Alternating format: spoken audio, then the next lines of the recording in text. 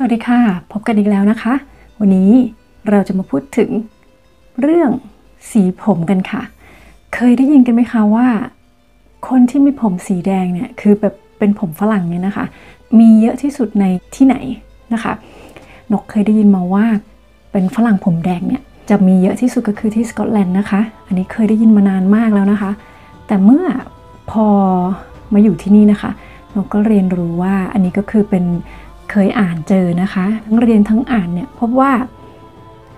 คนผมแดงเนี่ยมีต้นกำเนิดนะคะมาจากไวกิ้งนะคะคนทางโซนนี้นะคะก็จะมีผมสีบรอนซ์นะคะแล้วแต่ว่าเข้มอ่อนก็แล้วแต่ไปแต่ไม่มีผมแดงนะคะปกติเนี่ยสมัยก่อนในอดีตเนี่ยนะคะก็จะมี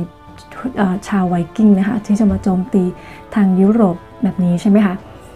ไวกิ้งเนี่ยก็มาโจมตีทางยุโรปอยู่เป็นประจำเรื่อยๆอยู่แล้วนะคะมีวันหนึ่งนะคะผู้นำทัพ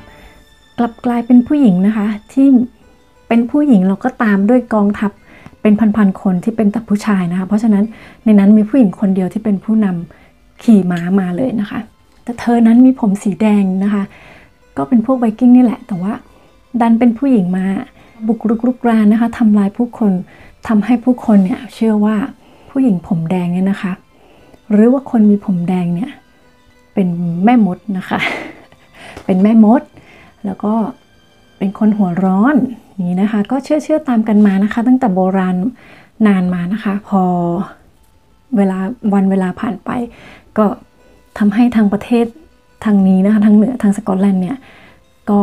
ได้ขึ้นชื่อว่ามีฝรั่งผมแดงที่เยอะที่สุดนะคะจริงๆแล้วฝรั่งผมแดงเนี่ยเป็นเปอร์เซ็นต์น้อยนะคะในโลกเป็นเพียงแค่ไม่ถึง 2% ในโลกแต่ที่เยอะที่สุดก็คือทางสกอตแลนด์นะคะทีนี้คนผมแดงเนี่ยเขามองในอดีตเนี่ยเขามองว่าคนผมแดงเนี่ยเป็นแม่มดนะคะเป็นคนที่ไว้ใจไม่ได้เชื่อถือไม่ได้นะคะอาจจะเกิดการแบบเขาเรียกว่าอะไรคะเหมือนทางเมืองไทยอาจจะเรียกว่ากาลกินีแบบนี้นะคะถ้าสมมติใครมีลูกเกิดมาแล้วเป็นผมแดงนะคะก็ฆ่าทิ้งอะไรแบบนี้ประมาณนั้นเลยนะคะก็ในอดีตนะคะอันนี้คือในอดีตตามประวัติศาสตร์นะคะเราเรื่องกันมาแล้วก็การเวลาผ่านไปอะไรก็เปลี่ยนแปลงนะคะคนผมแดงกลับกลายเป็นคนที่มีเสน่ห์นะคะ ตอนนี้หลายสิ่งหลายอย่างนะคะก็กลับตลปัดนะคะจากด้านซ้ายไปเป็นด้านขวาก็เช่นเดียวกันกับคนฝรั่งผมแดงนะคะสมัยก่อนอาจจะดูมองว่าไม่ดีนะคะแต่สมัยนี้คนผมแดงดูเซ็กซี่นะคะแล้วตั้งแต่อดีตจนถึงปัจจุบันนะคะคนผมแดงส่วนมากเลยเนี่ยจะมีหน้าอกที่โตนะคะคนเชื่อว่าคนผมแดงเนี่ยโกรธง่ายนะคะแต่เรื่องบนเตียงเนี่ยสุดยอดเลยนะคะอันนี้เป็นสิ่งที่เล่าลือกล่าวขานกันมานะคะแล้วก็มีพิสูจน์ด้วยนะคะอันนี้คุณอาจจะไปหาอ่านตามอินเทอร์เน็ตก็ได้นะคะลองดูแต่อันนี้มันเป็นเรื่องที่คนพูดกันมายาวนานนะทีนี้คำว่าผมแดงเนี่ยคนอังกฤษหรือว่าคนทั่วไปนะคะก็อาจจะเรียกว่า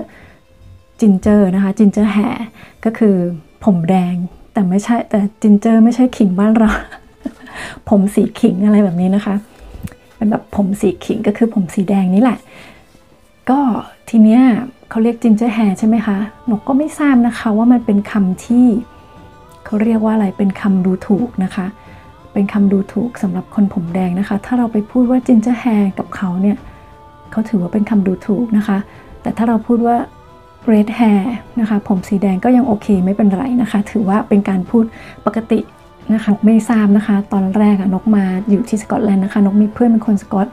แล้วเขาเป็นคนผมบรอนธรรมดานะคะแฟนเขาก็บรอนแต่แฟนเขาจะบรอนเข้มนะคะตัวเขาบรอนอ่อนแต่ลูกเขาเขามีลูก2 คนนะคะแต่คนหนึ่งผมแดงคนหนึ่งผมแดงแล้วก็ตาสีฟ้า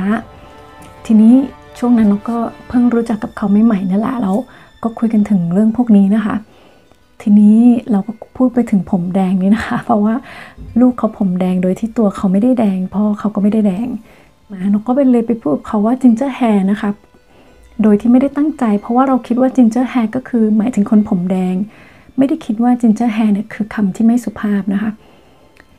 เขาพูดกับนกออกมาเลยว่าจินเจอร์แฮร์เนี่ยเวลาเราพูดเนี่ยมันจะทำให้เหมือนเป็นการดูถูกกันนิดนึง นะคะนกก็เลยแบบอุ๊ยตายแล้วนกก็แบบว่านกขอโทษเขานะคะว่านกไม่ทราบนกเข้าใจว่า ginger hair คือคนผมแดงแต่จริงๆแล้วก็คือต้องพูดว่า red hair นะคะเวลาจะพูดกับใครถึงเรื่องผมแดงเนี่ยพูดว่า red hair ไม่พูด ginger hair นะคะมันอาจจะสืบเนื่องมาจากสมัยก่อนนี่แหละที่คนผมแดงนะคะไม่เป็นที่นับถือนะคะเป็นที่รังเกียจของคนส่วนมากนะคะแล้วพอเราไปพูด ginger hair ตอนนี้มันก็เลยเหมือนนะคะก็ต้องเข้าใจอันนี้ก็คือวัฒนธรรมนะคะก็มาบอกกันให้รู้อันนี้ณปัจจุบันเนี่ยก็มันเปลี่ยนไปแล้วนะคะโลกเปลี่ยนไปโลกเรามันเปลี่ยนไปแล้ว red hair ผมสีแดงนี่นะคะกลายเป็นเซ็กซี่นะคะแถมยังอกโตนะคะเซ็กซี่ทั้งรูปร่างนะคะแล้วก็ทุกสิ่งอย่างนะคะแล้วก็ เรื่องอย่างว่าด้วยนะคะทีนี้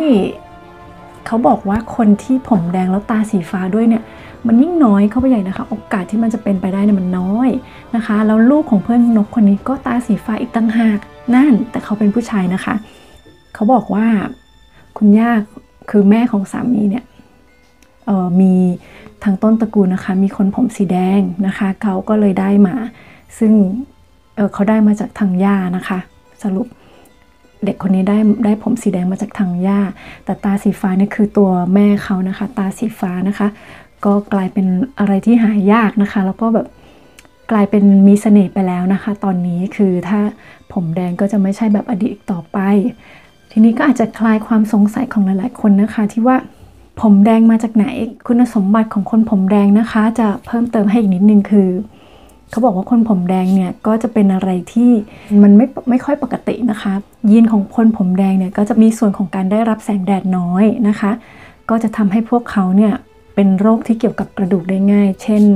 ริกเก็ตนะคะก็คือโรคกระดูกอ่อนแรงนะคะเพราะเนื่องจากเขาเป็นพวกที่อยู่ทางโซนที่ไม่ได้รับแสงแดดเพียงพอนะคะ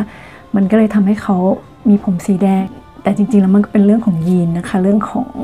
สภาพภูมิอากาศนะคะในสถานที่ที่เราเติบโตขึ้นมาก็จะเหมือนคนไทยนี่เนาะคนไทยก็จะดำนะคะเพราะว่าแดดเยอะนะคะแต่ว่าแข็งแรงบึกบึนนะคะเพราะว่าทำงานหนักแบบนี้นะคะก็จะไม่เหมือนกันก็มันก็เป็นธรรมชาตินะคะแล้วหลายๆคนก็บอกว่าตกลงแล้วผมดำหรือผมแดงนะคะที่มีเสน่ห์ก็นกมองว่านะคะความคิดส่วนตัวก็คือคนที่เขาอยู่โซนนี้นะคะเขาก็จะมองว่าผมดำมีเสน่ห์แต่โซนเราเนี่ยก็จะมองว่าผมแดงนะคะมีเสน่ห์ผมบลอนด์มีเสน่ห์ก็เป็นธรรมชาติธรรมดานะคะเราไม่ค่อยพอใจในสิ่งที่เรามีคือเราเป็นคนดำเราก็อยากขาวนะคะคนที่เขาขาวเขาก็อยากดำนะคะคนดำเนี่ยมองว่าคนขาวสะอาดแต่งตัวสวยนะคะใส่อะไรก็สวยแต่คนขาวเนี่ยมองคนดำว่าเป็นคนแข็งแรงเป็นคนมีฐานะนะคะสุขภาพแข็งแรงมีเสน่ห์อย่างนี้นะคะก็แตกต่างกันไปมันก็แล้วแต่ความชอบนะคะพอดีว่านกก็เห็นว่าหลายๆคนชอบคนผมแดงนะคะมีเสน่ห์แล้วก็มีความสงสัยคนผมแดงก็มีชาติกำเนิดมาจากทางสกอตแลนด์ทางไอร์แลนด์นี้ด้วยนกก็เลยอยากจะเอามาพูดให้ทุกคนได้รู้กันในวันนี้ค่ะก็หวังว่าทุกคนคงชอบนะคะยังไงแล้วก็ช่วยกดไลค์กดแชร์กด Subscribe นะคะตามใจได้เลยค่ะวันนี้นกขออนุญาตลาไปก่อนนะคะแล้วพบกันคลิปหน้านะคะวันนี้สวัสดีค่ะบ๊ายบาย